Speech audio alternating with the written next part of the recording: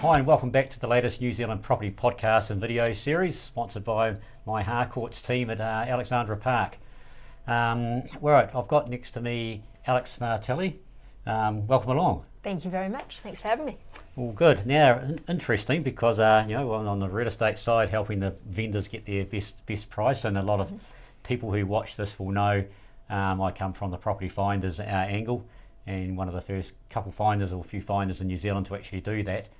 Alex has just come back to New Zealand with her. She's got a wealth of experience, she'll no doubt say, and she's actually on the buyer's side and is a buyer's agent, so almost enemy. Almost. Should be fun. but it should be fun. But as I've learned in the past, you've got to work. Buyers and vendors have to work together, and I think I'm in a pretty fortunate situation. I understand both because I've dealt on both sides before. I used to be doing what you do, and now obviously helping the other. So just a bit of an introduction, I guess, before we really get talking about how to help buyers, because that's what this is really about, helping buyers, but also for vendors. Vendors, we think as a vendor we have the complete control over everything, and I'm and hopefully other agents trying to get you the best price for the situation. It's all about the situation, but sometimes but we need to understand what the buyers go through. So for vendors, you'll hopefully learn a lot as well as the buyers, to getting a few tips and thinking of the different ways you can do things. So right, introduction. So who's Alex? It's a good point. Thank you very much, Mark. So I've set up my name's Alex Martelli. I've set up a dedicated buyer's agency in Auckland, and it is unique in that it's focused on primary residences. So rather than going out and finding high yielding investment properties, that's not really the focus. I have been approached for that before, but really the focus is people come to me and they say, we want a seamless journey in buying a property. I work with a variety of people. Some of them are first-time buyers, some have bought many homes before. So it's not really about experience in dealing with property and real estate here. For some people it is. For others, they are people who say, I know the value of my time. I've worked with surgeons, I've worked with lawyers, I've worked with managers, C-suite executives. And the thing that is consistent across all buyers, if you want the best outcome, and I don't just say this for buyers, but also for agents and vendors, the most efficient deals are one where everyone's energy is going into it. So it's the vendor is putting a lot of effort into having a real estate agent working for them full time, getting all the buyers that they can. Whereas for most people as a buyer, this isn't what they do full time. This is something, they've got other jobs and other responsibilities and families.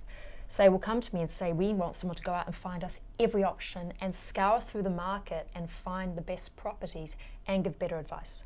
So people will come to me and they'll say, look, we want someone to help us with the paperwork. I'm always surprised by how many people say they're confused by that, particularly first-time buyers.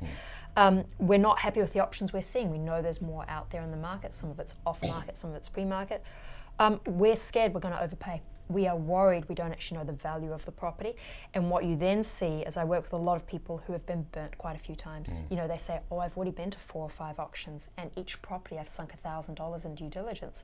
I've met people already $5,000, $8,000 in debt on sunk costs for doing due diligence. And the thing is, it's not like you then get better. For a lot of people, they actually become more confused. They then become more worried of, I'm going to keep missing out on homes, and now I'm not actually sure what I should be looking at. You and I go to auctions all the time. You're either a winner or you lose. There's no in between. There's no second place on an auction. And you see people's faces, right? You see the just colour drain where they go, especially if they never even had a chance to bid because they didn't understand the value in the first place. So people come to me, they say, we want a smoother journey. We want help with the paperwork. We want to know how we get a fairer deal. We don't know how to trust what the real estate agent's saying. That doesn't mean agents are bad. Agents are great. But you know this, you have a responsibility to do the best thing by your vendor. And I always say to my buyers, one day you're going to be a vendor and you are going to want an agent to be going out and getting you the best price. So you just need to understand how that's working for you in one situation, against you in another. But also agents, they want to get a deal done as well. So the great thing is, in terms of buying agent to sales agent, we're both, it's business to business partnership. So you tend to be able to cut through the rubbish a lot faster and actually get a deal done a lot faster. So some people, as you say, we're at opposition, but we're also in partnership, which is great. And then just the other thing is that on where I come in is I'll go out, find all the properties, have a lot of relationships with agents, can say, look, I've got this client, they are a qualified client. The key difference is I'm paid and retained by the buyer, and I have a fiduciary law binding responsibility to that buyer. And then go out, find all the properties, give better advice, say this is how we're going to negotiate on this property. We might look at multiple properties, we might leverage one property against the other to get the best outcome, and essentially make the deal a lot faster. So the average turnaround is about 4 to 6 weeks. Whereas for many buyers, they're looking for months and months and months. Yeah, so. Definitely. Yeah, well, that's a good intro of a whole lot of stuff right there. And just one of the things I just picked up on the already is, how to buy this is a lack of knowledge, I guess, from people, and auctions are a classic example. A lot of I'll say us agents try to do auctions, but and for me, I think auctions are a great tool for vendors to sell property, to get multiple people in a room and push it higher. But I remember when I was on your side of the fence, it was fantastic. I helped some buyers. In fact, even though I was usually on the investment circles rather than what you were doing, I had a couple of people who were back investors but buying for themselves. Also doing exactly what you're doing, and going through the process of an auction with them was just immense. And I've got a classic is a story that I've got that I talk to at events and stuff about one of them, and it was just the intricacies of an auction and how it works, and knowing that exact price that they could go to, because you can get hung up in auctions, for example, and you have to know exactly to the cent in any situation that's going to occur before that auction. And for example, this one particular one, if we didn't do that, it's been quite some time beforehand, she wouldn't have bought that property. And that's a great example of, as you're saying, we spend hours and hours and hours trying to get the best price for the vendor, and the old purchase comes along and they don't know too much about it. Well, and that's the thing, you actually, as a vendor, you might end up missing out if the buyer isn't prepared for what that price is as well, because the number of times you would have had this, the number of people who go, oh, I would have paid that amount, I would have done it, but they're not prepared, they don't understand. I bought a property for a client a few weeks ago, and usually if I think a property is really good, I try and bring the auction forward. Be warned, agents and vendors. I will try and bring the auction forward, and that's really understanding those property values. Like, this is a really hot property, it's going to go like a little hot cake. I'm going to get in there early and put in an offer that basically says, take this now, because I'm not going to be there in 4 weeks. But that's a slightly different market. We had that last year. This year, obviously the market's more saturated. So if a property is going to auction, and this property in particular, it had cute factor. It was beautiful. It had landscape gardens, and it had huge numbers. I went and observed the open home like a stalker from the outside. And there was just group after group going through, and they were having an on-site auction. And I knew that they would do the auction in the garden. It was a Harcourt's property up on the North Shore, and the agent's a very good agent. I've bought property from her before. Her name's Angela Sawkins. She's a really good agent, and she's great for me to do a deal with as well, because she does tend to cut through things. You can do a deal. Anyway, she had 82 groups come through over the weekends. I couldn't bring the auction forward because council had been behind and we were waiting for papers. And I said to my buyers, because the CV was 1.2, and we have such an obsession with CVs in this country. And I never, it's insane, because it's an algorithm. I try to explain this to people. Anyway, this property is being promoted at 1.2, sort of in 1.2 to 1.4 bracket, but she had over 80 groups, so it tells you it's going to sell well. And I was watching the groups coming through, and there are a lot of young families.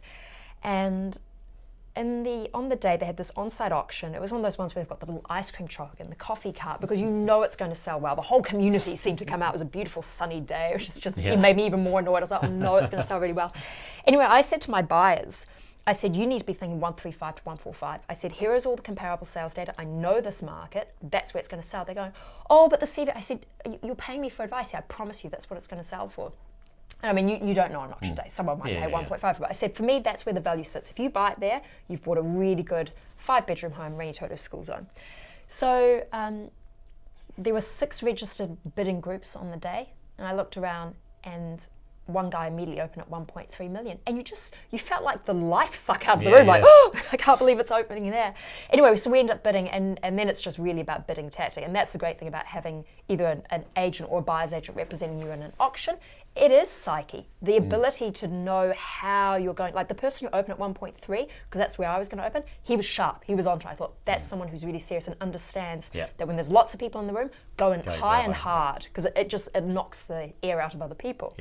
At higher values, if there's less bidders, then you've got different strategies. And I was very lucky, Mark Sumich has helped me a lot with auctioneering, and the guys in Aaron Davis has given me a lot of tips, and so I've learned a lot about auctioneering along the way and how, the tips along the way. So I ended up bidding for quite a few people, but we ended up buying it. It came down to just 3 parties, and then in the last 2, I was just outing the other person by a couple of thousand each time and secured it for 142.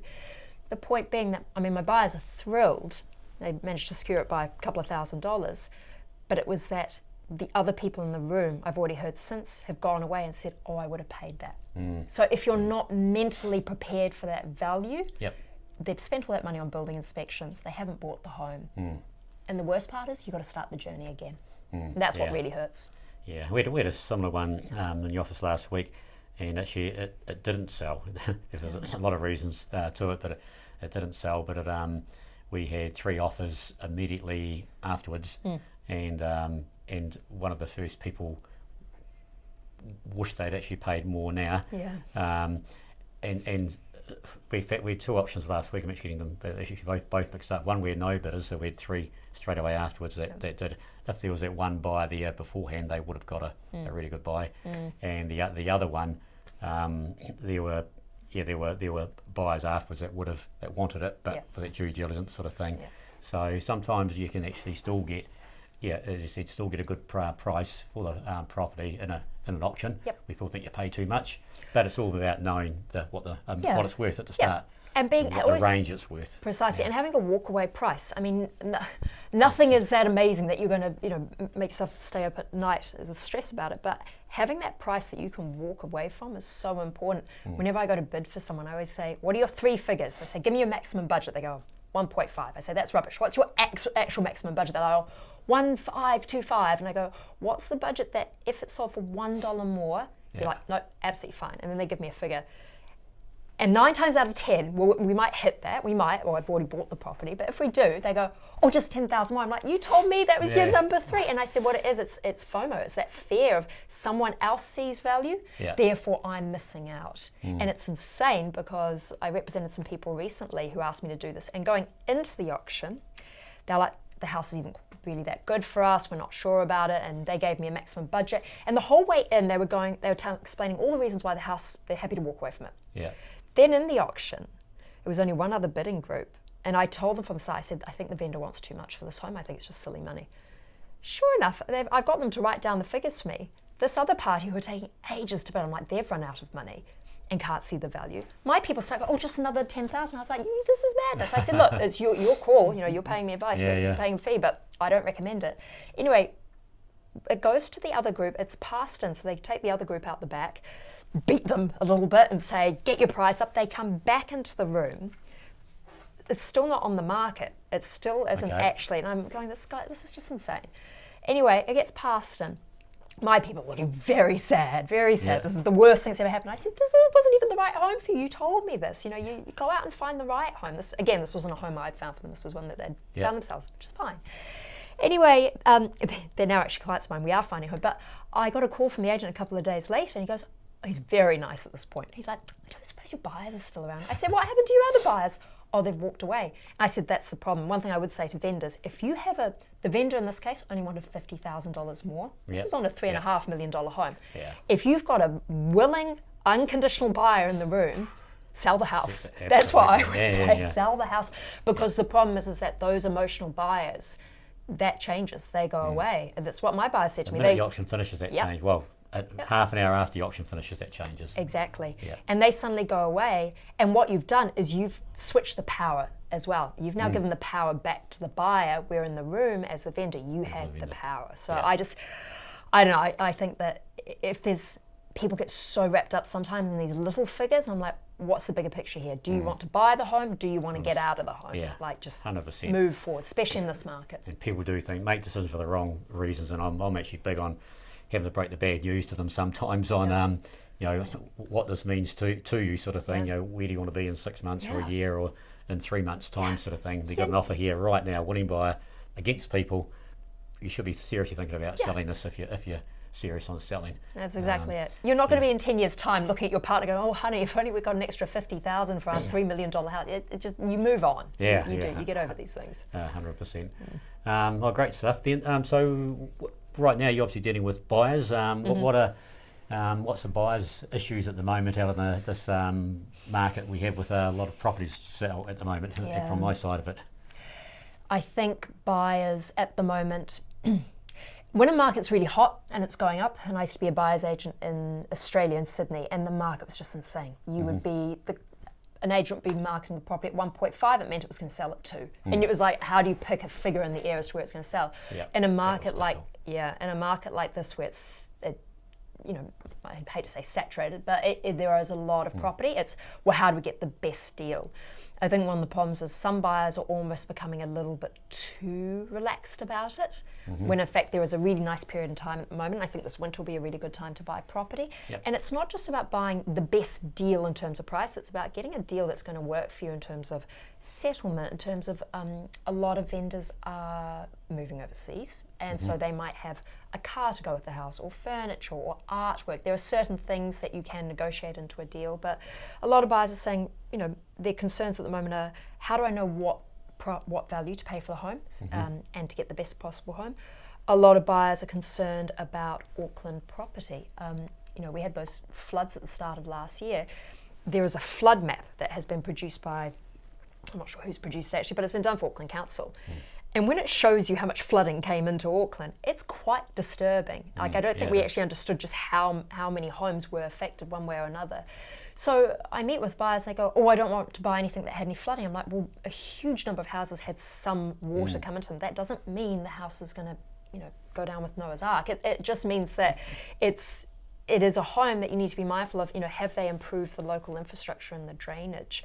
But a lot of homes have been affected by that.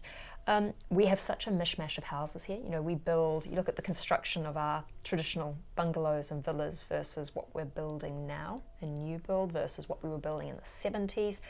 That terrible period of monolithic houses we built in the late 90s, early 2000s, where we decided to build Spanish-style homes with no treated timber.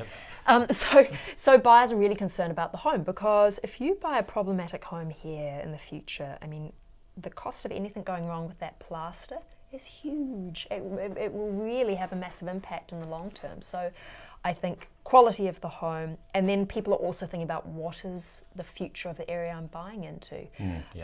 If there is going to be a lot of high density development, what is that going to look like for you? Is your street going to be able to handle the additional cars, the additional plumbing, everything else that's going to come with those projects, and just having more houses in the area?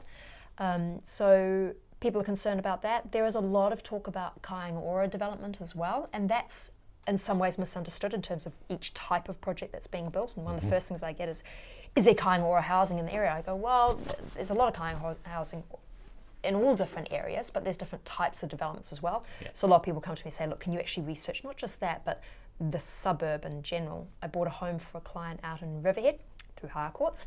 And good to see. Yes. Dealt with Diego, which was great. And we bought this property off market. But one of the things I knew that there was the Riverhead Tavern is down the road.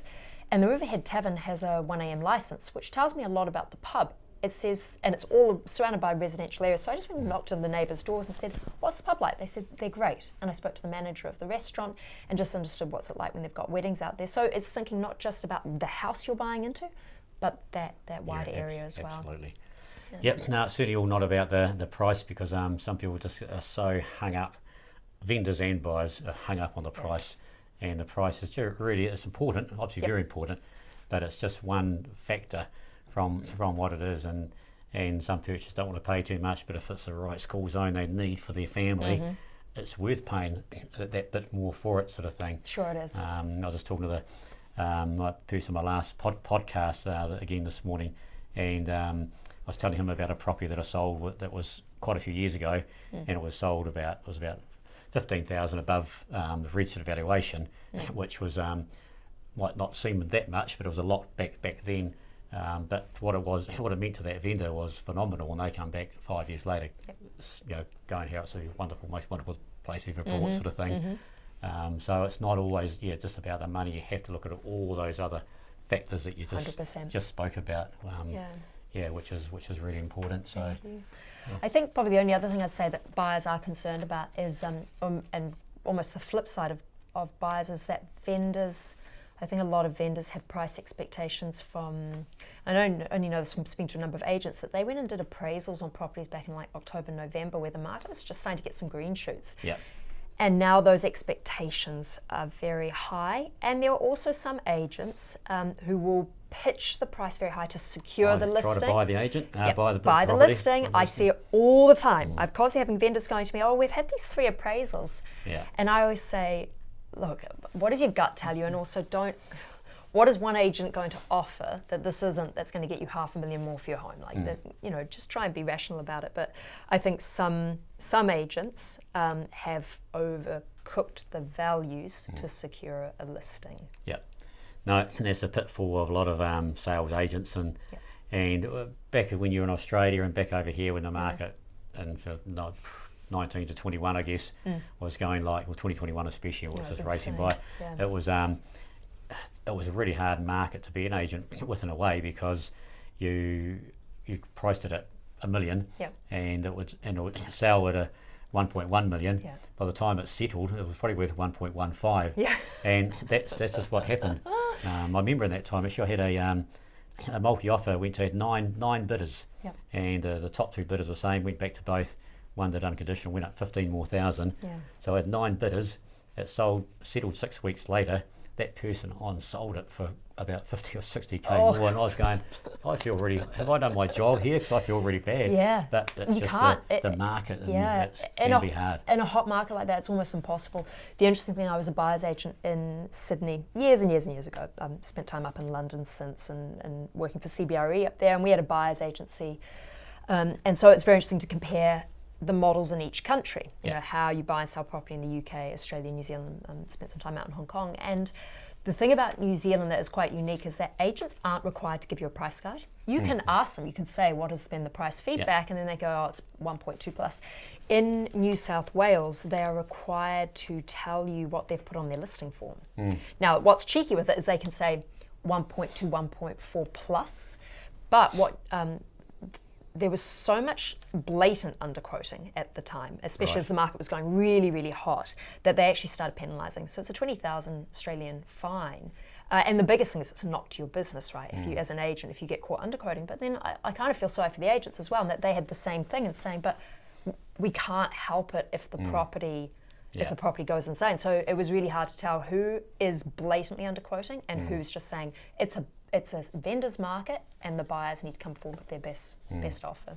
Yeah, compliance is so important these days in real estate. And there was one company a few years back, they were in Auckland, they always priced it very low, and they got so many people involved, and they ended up getting taken to the REA and got a fine for doing that. But then again, as I said, you don't want to do it overprice it. We think it's actually not bad practice to show a vendor, show purchase a CMA for a property we gave to the vendors, because it shows comparables, and we always go back to vendors if it's having trouble selling or whatever. We'll give updates of what it is. So the sellers need to see the same thing. It's just the truth, and that's what some real estate agents don't think they have to tell the truth, or they think it's a bad thing to do. But we have to, and it's just it's disclosure. But it's just it helps the process. We're telling the vendors the truth right at the start, so we get there. As you said, 2-year-old REIT evaluations that are up there back to where they actually are now, and we bring the buyers, the same. That's what it's all about. It's all to get the best result. We want as many buyers we can to want to buy it, because then they compete, and then hopefully everyone gets a win at the end of the day, whether you're a vendor or a seller. Yeah. And depending on, it doesn't matter who we're representing, as long as we're getting that best result. I've got obligations to the vendor, you've got obligations to the purchaser, and we still have obligations to the other also, but on the way through. So that's all good.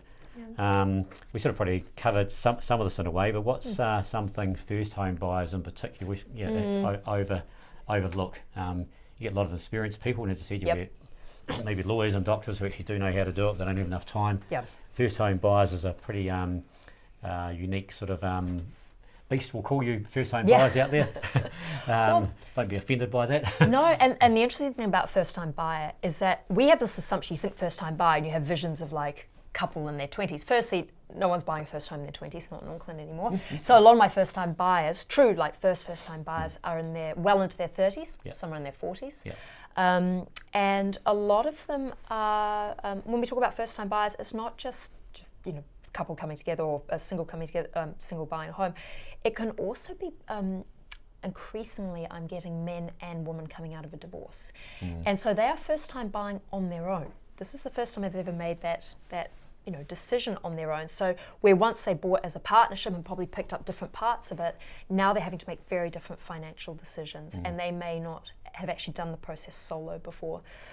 So when you, like, if we looked at, say, a woman who's coming out of a marriage and say if everything's being divided, you have to then consider, the buyer needs to consider, I have this nest egg, how do I make it work for me? Do we find something that has a home and income, or is that going to be more problem than it's worth? If she's really busy, working, how do we find something that is low maintenance? She might be used to having a home where she's had a gardener and someone look after the general maintenance of the house. That may become as a big financial strain now. And also she might just want a different lifestyle. She might say, hey, I'm going to the city, I'm a new woman. So, she might say, actually, I want a really cool apartment and I want somewhere for my kids to come and stay for time they're with me. So one thing that a lot of people coming out of a marriage need to consider is, what is my ongoing income situation now that I'm buying this? How do I adjust my expectations and values and the amount of space I think I need? And also what's going to come up, so I often meet people who will say, oh, I want to buy an apartment. I say, well, that's great, but do you understand how the body corporate works? What are you going to do if suddenly the sinking fund isn't meeting major works? Say all the balconies need to be done and you're living in the metropolis. What do you do then? Because that is a large amount of your disposable income that's going to have to go into that. So advising people through the what if factors. So you've got those types of first time buyers. A lot of my buyers who are called first time buyers have moved to New Zealand. So they might have bought real estate overseas. Again, they understand the process of real estate, but they're not familiar with our laws and regulations here. They're not familiar with the suburbs. They're not familiar with the various issues and the natural challenges that Auckland's geography gives us in our housing styles. So they will say, we're worried about where to buy, where the best schools are, but they're still a first-time buyer. And then I've also worked with people with a couple recently who are well into their 60s, who are first-time buyers. They've been travelling all around the world, and they've finally decided that they want to come back and buy something in New Zealand. But again, they were just very time poor, and they had the issue of they were bringing a lot of furniture and a lot of things with them that they'd gathered over the years, but acknowledging they actually didn't need the space. One thing I've noticed, and you might have seen this, I think Kiwis were quite wrapped up with how many bedrooms we think we need. I often meet this with first-time buyers. They're like, oh, we want a 3-bedroom place. I said, what do you need the 3 bedrooms for? Well, we need one for the office and one for us and one for a spare bedroom. And I said, well, how many times do you have someone use the spare bedroom? Assuming your partnership's all right. Yep. And they said, oh, mum and dad come and stay once every second year. I said, well, Airbnb, or have a fold-out sofa. My point being that a lot of first-time buyers, they think they need big houses and they compromise on the location to have the bigger house. My view has always been, if it is your first time buying and you're looking to get capital growth, I would always say, buy into a location, buy a smaller property in a good location, because then you still get the lifestyle, don't you? And you still have the access to the amenities that you want, access to the city and your work. And if you buy something like a really good brick and tile unit, it might be a little bit smaller, but you've got the ability to add value to it. There might be the opportunity to renovate it, get the growth on it, and then go into the bigger house, once you've actually got more money. One thing I would say to a lot of people, don't stretch yourself to buy this big house. This happened to a friend of mine. I hope she doesn't watch this, but she and her husband bought a big house way out in sort of East Tamaki way, and she said, Alex, I miss hanging out with my friends. She said, now for me to drive, we couldn't go to a barbecue recently because it was over an hour for her to drive from her place and go all through Pakuranga and traffic and all the rest of it and then get out. So now they've gone and bought this big house.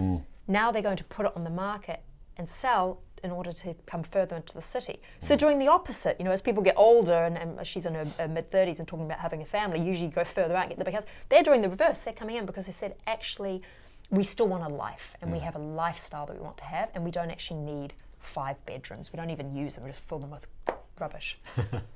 Yeah, that's right. That's such an important thing. I was just talking actually to a developer yesterday in the North Shore, and about their complex. And every situation, every buyer is different to another buyer, and has different needs. Like your one, someone wants to go in the suburbs and have more space or whatever, and others wants to do. But so it's all comparing with prices of what you get. And as I said, for the 2-bedroom, you can buy closer to the city. You can buy, and the prices generically go up a little bit more than maybe out there. Saying that, lands, you might have a little bit more land out there, and that might be important to you for long term. There's a whole lot of factors, and every situation is different for a buy, and you've really got to, when you're a vendor or a purchaser, look at that. The purchaser is the one that's going to buy the property, and you've just got to go what really is going to suit them and why, and then compare with. And I was comparing a place that was all about school zones, a little bit closer to Takapuna than the place we were looking at. But this one they looked at, for me, offered a heap more. So it depended. I'm never going to have a kids there and what have you. Yes, the school zone is really important for resale. Versus actually just the other way around. Is it the bigger lounge or bigger bedrooms? It's been well designed with beautiful views and stuff, which is more important for the money sort of thing. And it's really an individual thing. But sometimes people don't recognise, as you're saying, those things about themselves. No. Because there's too many people out there, too many mums and dads that love you, but aren't necessarily doing the right thing for you. Some are, but it's tough, and all your neighbours over the fence. Exactly, and there's no unicorn. You're not going to find the perfect home. You might, great news, but I think if you take sort of your top 10 criteria, if you can meet 70% of them, then you're doing exceptionally well. If you can hit 50%, then you're doing well. But my view's always been focus on the location. And the lifestyle, because nothing is a guarantee. You actually don't know for sure what's going to happen in 5 years or 10 years, and life is, things change. So just find one thing I'd always say also is good quality homes, because as I say, if anything goes wrong, it's a nightmare. And a great point in your classic example about you saying 70% there about your buyer early on that said, oh no, that was actually not this and not that, and then they wanted to pay more in the option sort of thing. You just got to weigh up. No house is going to be perfect, but talk to your agent, whether it's on the vendor side or the buyer's side, and they're on your team. It's like we're on the vendor's team. So talk to them and tell them. Don't hide things, because then when you're in the middle of an auction, if you hide things and then they change your mind, all of a sudden you lose that you have weakness in the option sort of thing. And it's so important. So you trust your agent, whether it's the vendor or buyer's agent sort of thing. And I think that's exactly it. I think part of the reason I set up the buyer's agency is I really passionately believe that buyers should have the choice to have representation. And there are some really good sales agents who will work with buyers, and you can work with your local sales agent if you want.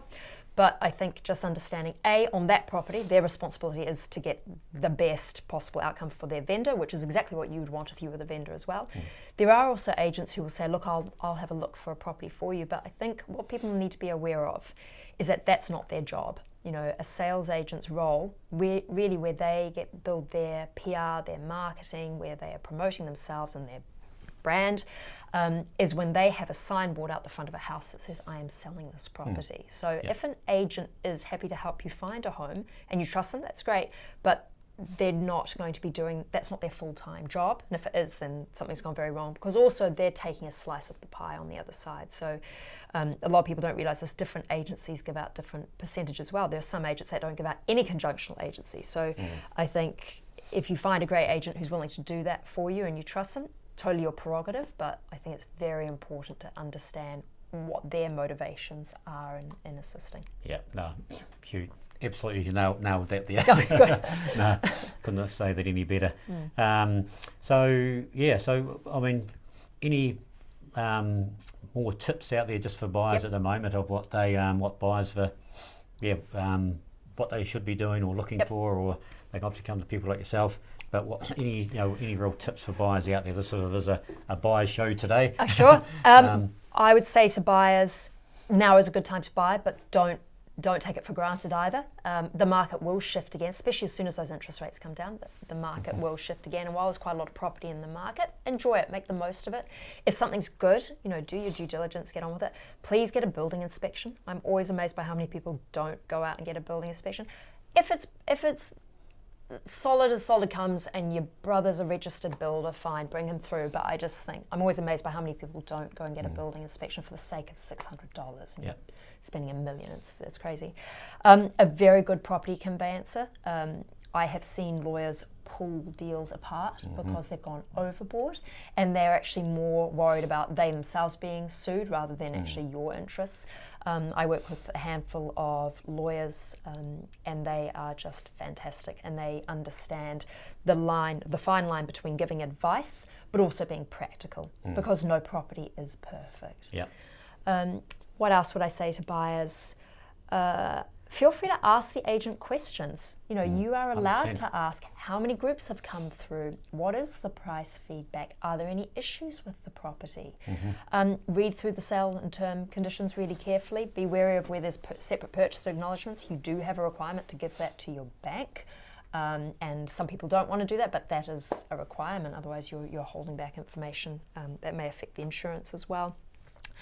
Do your analysis on each property, and dare I say it, if you really want to make the most of the situation, it's almost a full-time job. It's throw everything into it, because what you don't want to do is just wait months and months and it just drags on and on and on. You're picking up and dropping and picking up and dropping. I feel like you're never really going to get the best outcome. So commit to a period of time. Say, that's it for the month of midway through May to the end of June. We're committed to finding a home. And write down your list. Write down the 10 things that are most important. Prioritize them and say, those are the things we're going to focus on, acknowledging there is no perfect home. If you've been out and looked at 60 properties, the properties aren't the problem. You know, that's without causing an offence, but it's expectations and reality that is the problem. So, but location, quality of build, and then having your exit price. You know, you have to be able to walk away from something and say, yeah, I like the home, but it's not the end of the world if we miss out on this one. There will be other property. Yeah. And as we talked about in my previous podcast about just that taking action, as I said, have a set period. Doesn't mean you have to buy in the 6 weeks, but have an action period and buy, because if that right property comes up. If it doesn't, obviously, and as I said, also ask the questions to the listing agent, because we've got as I said, we work with the vendor, but we have obligations. We have to tell the truth to the purchaser. If we know anything at all about the property, we have to tell you, and if we're not, we're in the firing line. So just ask.